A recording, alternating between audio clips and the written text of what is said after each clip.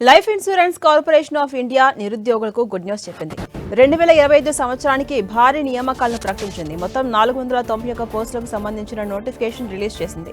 ఈ ఖాళీలో 81 అసిస్టెంట్ ఇంజనీర్లు, 410 అసిస్టెంట్ అడ్మినిస్ట్రేటివ్ ఆఫీసర్స్ ఉన్నారు.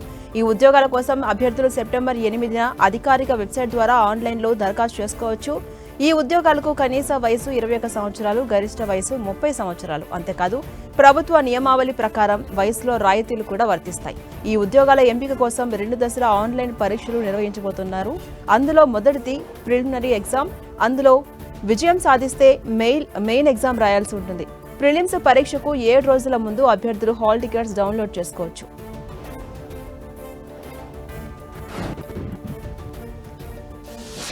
దక్షిణ కొరియాకు చెందిన టెక్ దిగ్గజం శాంసంగ్ గుడ్ న్యూస్ చెప్పింది. భారత్లో ల్యాప్టాప్ల తయారీని ప్రారంభించింది. గ్రేటర్ నోయిడాలోని ఫ్యాక్టరీలో దీన్ని చేపట్టినట్టుగా వెల్లడించింది. ఇప్పటికే దీనిలో స్మార్ట్ ఫోన్స్, ఫీచర్ ఫోన్లు, టాబ్లెట్లు, ఇతరులు తయారు చేస్తుంది. శాంసంగ్ తయారీ విభాగంలోని పోర్ట్ఫోలియోలను విస్తరించింది. అది ల్యాప్టాప్స్ ను తయారు చేయడం కూడా మొదలుపెట్టింది. భవిష్యత్తులో మరిన్ని పరికరాలను ఇక్కడ ఉత్పత్తి చేయబోతోంది శాంసంగ్.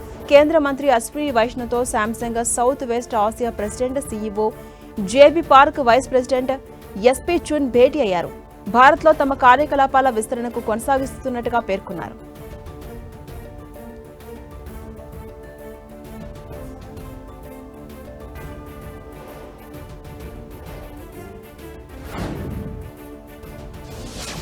క్రికెట్ అభిమానులకు అదిరిపోయే గుడ్ న్యూస్. ఆసియా కప్ 2025 ఆడేందుకు star fast bowler Jasprit Bumrah ready అయ్యారు. ఈ మేరకు బీసీసీఐ వర్గాలు వెల్లడించాయి. ఇప్పటికే బుమ్రా తన నిర్ణయాన్ని సెలెక్టర్స్ కు తెలియజేసినట్టుగా తెలుస్తోంది.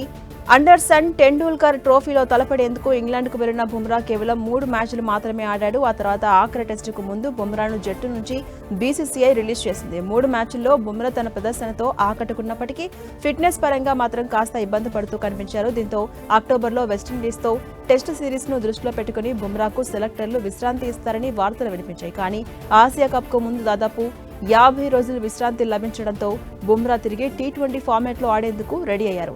ఆసియా కప్ జట్టు ఎంపికకు తాను అందుబాటులో ఉంటానని బుమ్రా సెలెక్టర్స్ కు తెలియజేశారు.